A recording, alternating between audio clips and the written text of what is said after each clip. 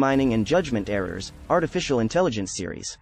Machine learning is a great tool for developing predictive models. One of the most interesting applications is its use in opinion mining. Opinion mining, too, is a broad field with numerous use cases ranging from product reviews to personality assessment. It is often argued by advocates of AI that human judgment is always biased and machines can perform better in this area. However, the bone of contention here is this: who is training those machines? Well, without getting into the complexities involved, let me bring your attention towards the psychological, technical basis of judgment and the error-prone systems that we face each day. Products. How do we judge any given product? Without understanding this, training a machine to analyze huge chunks of data and generate results, be it a recommender system or a UX dashboard, the value-to-effort ratio remains below unity. We have tried everything from the basic queuing theory to gamification, and even the hypergame theory, but still struggle to find the elusive golden ratio. In an ideal scenario, this equation will hold good.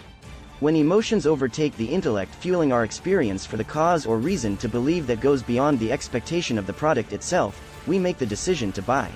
Whether it is a need or a want, whether it is justified or not, whether it comes with a positive or negative feeling, e.g. vaccination is received out of fear, people buy something if and only if the perceived value is greater than the perceived effort. Great marketers and advertisers know this too well, and they constantly exploit the emotions to evoke the decision to buy. Just look at the film industry and compare the movie reviews from the pre-COVID and post-COVID eras. Until 2 years ago, when the public could watch their choice of movie inside a theater, their review would mostly largely positive, where even mediocre movies would gain 3.5 to 4 stars on a scale of 5. Post-COVID, when people are able to watch movies mostly on the OTT platform, their reviews have become more critical, where everyone is seeking for quality content amidst binge watching. Many star movies are being rated below 3 stars, and seemingly underdog movies are being rated higher. The reason for this shift is that the pandemic has bitten into the overall movie-going experience, thereby letting the watchers use their intellect more rather than being swayed by their emotions that were previously being fueled with anticipation via teasers, trailers, promotions, campaigns, and advertisements. Thus, no amount of sentiment analysis of movie review data can predict anything with accuracy, without understanding the basic premise or context. Processes. What happens before any output is generated? If we do not understand the process behind a given outcome, we are playing a trial and error game. Obviously, one can't play a game where the rules, the stakes, and the quitting time remain unknown. This is one of the main reasons that domain knowledge is an absolute prerequisite for delivering any kind of technological solution, viz.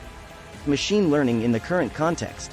Understanding a process involves going beyond the process itself. With the kind of technological advancement we have today, one can create a robotic bartender and automate the process of serving drinks at the local pub. But, without considering a process approach that includes the process, the environment, the human factor, and other variables, one will end up with nothing more than a talking vending machine. Training a machine simply by mimicking what a human being does not add any value to the process per se. If your algorithm can either augment or complement what a human being or an existing machine can, then it is definitely worth it to take the leap forward. This is the main reason as to why the adoption of conversational AI, like chatbots, digital assistant, etc., has not picked up on a massive scale. I know that many AI enthusiasts and experts will disagree with me and probably refer to several hypotheses and modern theories like AGI, AC, swarm intelligence, etc., but the harsh truth is that we are centuries far from it. People. Why do people perceive something the way they do? The world we are living in today is primarily system-driven, be it the rule of democracy or online shopping. That's what most of us are made to believe. But, if you do a reality check at the grassroots level, everything depends on people.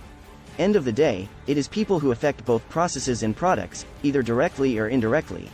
Organizations with the best processes and products in place can fail if it is not supported by the right kind of people. In terms of leadership, people factor is of prime importance. For the sake of our understanding, if we ignore the Fortune 500 list, all other companies including startups and SMEs heavily and solely depend on their leadership structure for their success, growth and/or survival. So, when it comes to selection of leaders or rewarding top performers, people make huge judgmental errors. Similar to management of products and processes, there are numerous theories for people management like BEI, behavioral event interviewing, psychometrics, Adams equity theory, Hertzberg's motivation theory, J. Hall conflict management theory, etc.